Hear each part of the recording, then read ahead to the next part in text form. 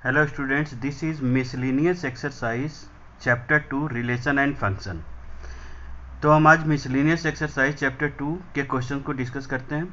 तो first question हमारा दिया हुआ है, the relation f is defined by f x equal to x square x lying between greater than or equal to 0 less than or equal to 3x if x is greater than or equal to 3 and less than or equal to 10 and relation gx x square x जो है 0 से greater and equal to है and less then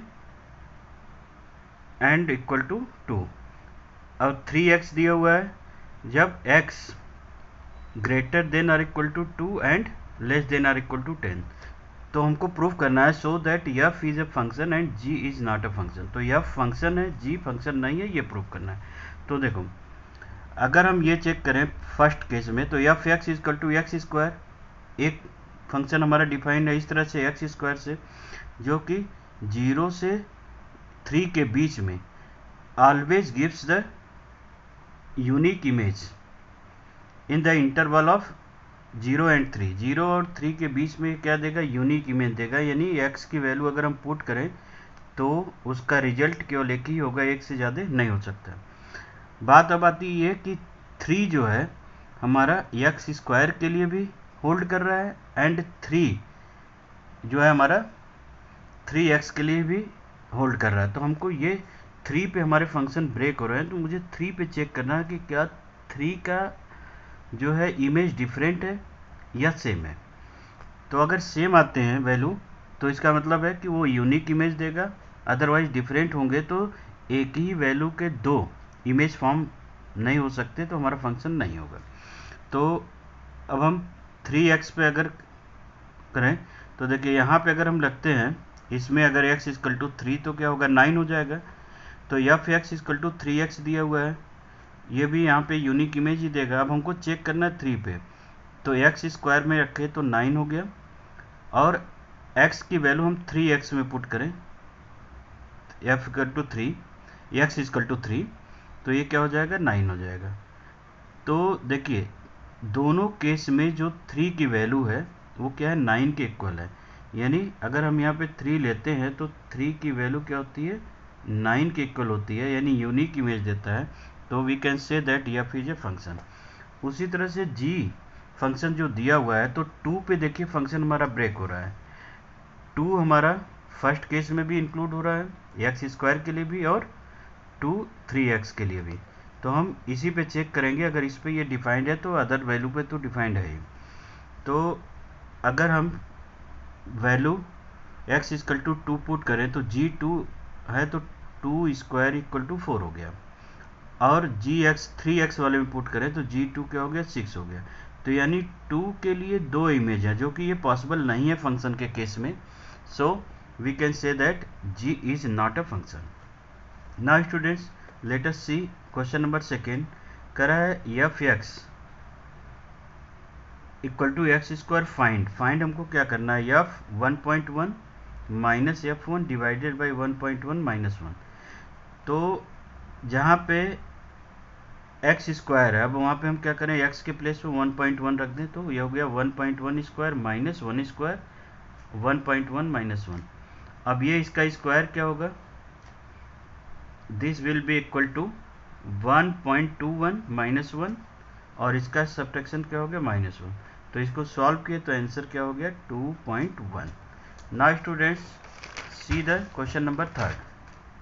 question number third हमारा दिया हुआ है, find the domain of the function x square 2x plus 2x plus 1 divided by x square minus 8x plus 12। F x equal to हो गया हमारा दिया हुआ है x square 2x plus 1 and x square minus 8x plus 2।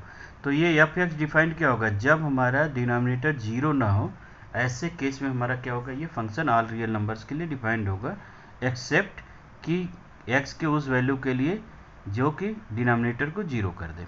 अगर 0 वाले part को हम हटा करके फिर सॉल्व करेंगे तो हमारा क्या होगा? ये फंक्शन डिफाइंड होगा। तो ये क्या हुआ? F x is defined for x square minus 8x plus 12 not equal to 0, इसको फैक्टराइज करेंगे तो क्या होगा, x minus 6 x minus 2 equal to 0, तो x not equal to 6 and x not equal to 2, यानी 6 और 2 को छोड़ करके बाकी सारे रियल नंबर्स के लिए हमारा फंक्शन डिफाइंड है।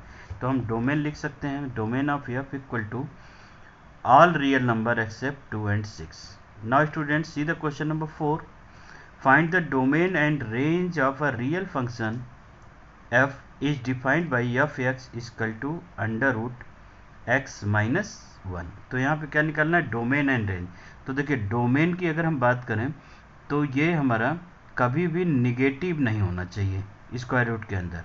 तो we can say that f x is defined when x minus 1 is greater than or equal to 0, तो x should be greater than or equal to 1। तो डोमेन हमारा क्या हो गया, 1 क्लोज इंटरवल इन्फिनिटी, क्योंकि domain क्या होता है, set of value of x, set of value of x eight which function is defined. और हमारा रेंज क्या होता है, set of value of F x eight which x is defined. तो ये हमारा डेफिनेशन हो गया रेंज और डोमेन का। अब हम रेंज की बात करें तो रेंज में क्या कहते हैं, एफ एक्स को वाई के इक्वल लिखते हैं, squaring both side y square equal to x minus 1। तो ये हो गया हमारा x equal to y square plus 1। देखिए वाई स्क्वायर में कोई भी रियल नंबर पुट करें ये एक्स को तो सेटिस्फाई करेगा, बट हम यहाँ कह सकते हैं कि x is defined for y belong to R real number on the basis of this result. But अब हम ओरिजिनल फंक्शन में चेक करेंगे कि y हमारा क्या है, स्क्वायर रूट फंक्शन है, तो क्या होगा, केवल पॉजिटिव रियल नंबर्स के लिए ये बिलोंग करेगा।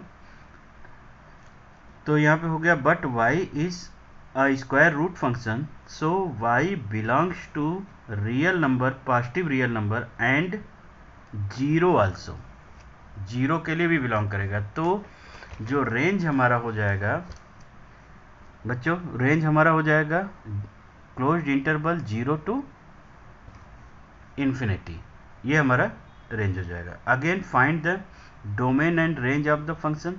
तो देखिए f x mod of x minus 1 दिया, तो अब यहाँ पे एक्स की वैल्यू आप कुछ भी पुट करो रियल नंबर से, वह निगेटिव पॉजिटिव जीरो कोई भी, तो डोमेन हमारा क्या होगा, ऑल रियल नंबर होगा, क्योंकि हम रियल नंबर से निगेटिव पॉजिटिव जीरो कुछ भी ले सकते हैं और उस पर हमारा एफ एक्स डिफाइंड है। तो डोमेन हमारा ऑल रियल नंबर होगा।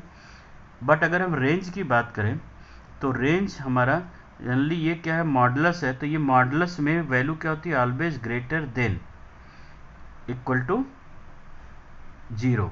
यानी अगर मॉड x है तो हमारा क्या है, माइनस 1 भी रखेंगे तो ये क्या होगा, 1 ही होगा, ये ग्रेटर देन क्या हो गया, 0 हो गया, 0 रखेंगे तो 0 ही होगा। तो यानी पॉजिटिव रिजल्ट ही देगा और साथ में एंड जीरो आल्सो। तो हम कह सकते हैं कि range of the function equal to क्या होगा, आर पॉजिटिव एंड 0 आल्सो। अब हम बात करते हैं 6 की। देखिए f x equal to x and x square by 1 plus x square, x belongs to real number, be a function from R to R, determine the range. देखिए range find out करने के लिए मुझे एफ एक्स चाहिए, तो देखिए इसमें जो ये x के लिए हो गया, ये y के लिए, तो ये y की वैल्यू हो गई हमारी, तो y इक्वल टू क्या हो गया, x square 1 plus x square. इस तरह का क्वेश्चन ऑलरेडी हमने कंसेप्ट ऑफ रेंज में सॉल्व किया है। अब इसको जो है क्रॉस मल्टीप्लाई करने, तो जो एक्स स्क्वायर की वैल्यू आई हमारी वो क्या हो गई, y divided by 1 minus y. अब x की वैल्यू क्या हो गई, plus minus under root 1 y upon 1 minus y. तो x is defined, x be defined 1 minus y greater than or equal to 0। तो minus y greater than or equal to minus 1, sign change किया तो हमारा symbol change हो गया, y is less than 1, तो y तो 1 से लेस होगा। और 1 से कहाँ तक, देखिए मान लीजिए 1 से लेस लिया तो ये निगेटिव की तरफ भी होल्ड करेगा। बट यहाँ पे अगर हम ओरिजिनल फंक्शन में जाएं तो ओरिजिनल फंक्शन में देखिए आप, ये भी हमारा पॉजिटिव रिजल्ट देगा, ये भी पॉजिटिव रिजल्ट देगा, यानी y की वैल्यू हमारी क्या होगी, ऑलवेज पॉजिटिव होगी, 0 हो सकता है क्योंकि 0 के लिए ये डिफाइंड है। अगर y हम 0 रख दें तो x की वैल्यू डिफाइंड हो जाएगी। तो यानी हमारा जो रेंज होगा वो क्या होगा, 0 पे क्लोज्ड और 1 पे ओपन इंटरवल। तो ये हमारा रेंज हो गया। Now students let us C the question number 7। Question number 7 में हमारा दिया हुआ है, ये दिया हुआ है f such that g R2R defined by f x plus 1 और जी एक्स क्या है 2x माइनस 3 फाइंड। तो हम एक कर देते हैं, बाकी आप खुद से ट्राई करो। f प्लस जी दिया हुआ है जी एक्स, तो ऑलरेडी हमने फार्मूला यूज़ किया एफ एक्स प्लस जी एक्स और वैल्यू पुट कर दिया या एफ एक्स की x plus 1 2x minus 3 3 minus 2। तो अब ये क्या हो गया 3x माइनस 2। इसी तरह से हम सब्ट्रैक्शन वाला भी कर सकते हैं। डिवीजन वाले में करें तो f x by g x, तो ये क्या हो गया f x by g x, value put कर दीजिए, आपका रिजल्ट आ जाएगा। और ये 0 नहीं होना चाहिए, तो x नॉट इक्वल टू 3/2 यहाँ पे लिख देंगे। Now see the question number 8। Question number 8 में दिया हुआ f x equal to 1 1 2 3 0 -1 -3 be a function from z to z defined by fx equal to ax plus b for some integer a and b determine a and b। तो देखिए हम इस order pair का use करेंगे। ये सारे order pair नहीं दिए, कुछ ऑर्डर पेयर जो है फंक्शंस के दिए हुए हैं, उसके हेल्प से हम a और b निकालेंगे, वो हमारा फंक्शन डिफाइंड होगा। तो अगर हम लें तो देखिए 1 के लिए x1 के लिए वैल्यू क्या 1 है, तो एफ एक्स में 1 पुट कर देते हैं। f1 इक्वल टू क्या होगा a प्लस बी, x के जगह 1 पुट करिए equal to 1, this is equation 1। अब क्या करें, हम इसको यूज़ कर लें जिससे कि इजी हो जाएगा। तो अगर हम f0 की बात करें तो ये 0 into a plus b equal to -1, तो b की वैल्यू -1 हो गई और ये इक्वेशन 1 में पुट कर दीजिए तो a की वैल्यू 2 हो जाएगी।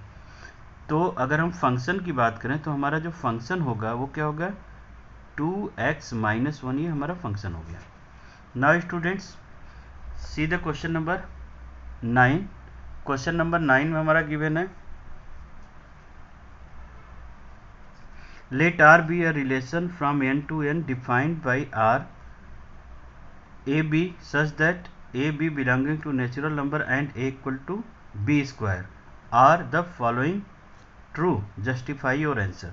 तो देखिए पहले दिया A belonging to R for all A belonging to natural number, तो ये पॉसिबल नहीं है क्योंकि जो रिजल्ट दिया हुआ है, अगर सपोज हमने ए की वैल्यू 2 ले लिया तो जो ये सेकेंड ए होगा हमारा क्या होगा, ये ए इक्वल टू बी स्क्वायर है, दिया हुआ ए equal to B square.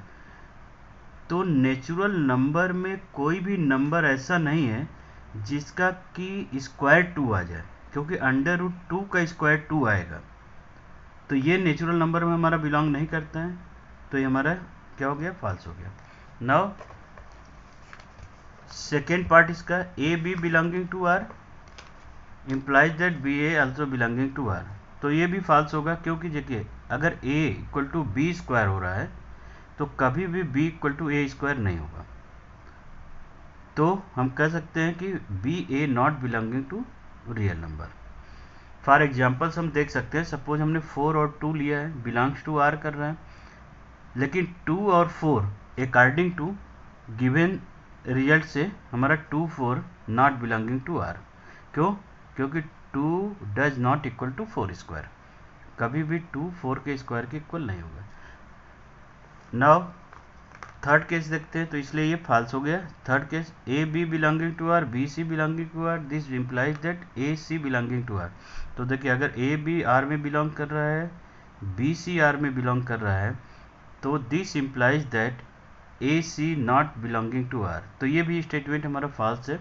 Example के हेल्प से हम ले लें, अगर ए की वैल्यू 16 बी की इक्वल वैल्यू 4 ले लें, तो ये 16 4 बिलोंगिंग टू आर, सी की वैल्यू 2 ले लें तो 2 और 4 हमारा बिलोंग कर रहा है आर में, लेकिन क्या 16 और 2 हमारा डिफाइन हो रहा है, क्योंकि 2 का स्क्वायर 16 कभी नहीं होगा, तो ये नॉट बिलोंग टू हो रहा है। तो इस तरह से हमारे ये भी रिजल्ट क्या हो गए, फॉल्स हो गए। Now students let us C the question number 10। ये सेट दिया हुआ है 1 2 3 4, सेट भी दिया हुआ है 1 5 9 11 15 16 एंड फंक्शन दिया हुआ हमारा 15293145 आर द फॉलोइंग, कह रहा है कि क्या ये फंक्शन है, आर द फॉलोइंग ट्रू, क्या ये ट्रू है, यानी ये फंक्शन है, जस्टिफाई योर आंसर। तो ये relation f is a relation from a to b, पहले तो ये क्या एक रिलेशन है ए टू बी, ये ट्रू है। फर्स्ट एलिमेंट ये क्या फंक्शन हमारा हो जाएगा, क्यों कि first element of order pair a and second element of order pair b from b. तो ये तो रिलेशन हो गया, ये तो क्लियर है कि फर्स्ट हमारा ए से है, सेकेंड क्या एलिमेंट बी से है, तो रिलेशन तो क्लियर हो गया। तो सेकेंड केस में कह रहा है ये कि क्या f is a function from a to b, क्या एफ हमारा ए टू बी फंक्शन है, तो ये फॉल्स स्टेटमेंट होगा। क्यों, क्योंकि देखिए 2 के 2 इमेज हो गए, 2 का इमेज 9 और 2 का इमेज 11 हो रहा है, जो कि फंक्शन के लिए पॉसिबल नहीं है, तो ये हमारा फंक्शन नहीं होगा। क्यों, क्योंकि 2 9 एंड 2 11 बिलोंग टू एफ, और हमने पढ़ा है कि for a function no two distinct order pair can have the same first element.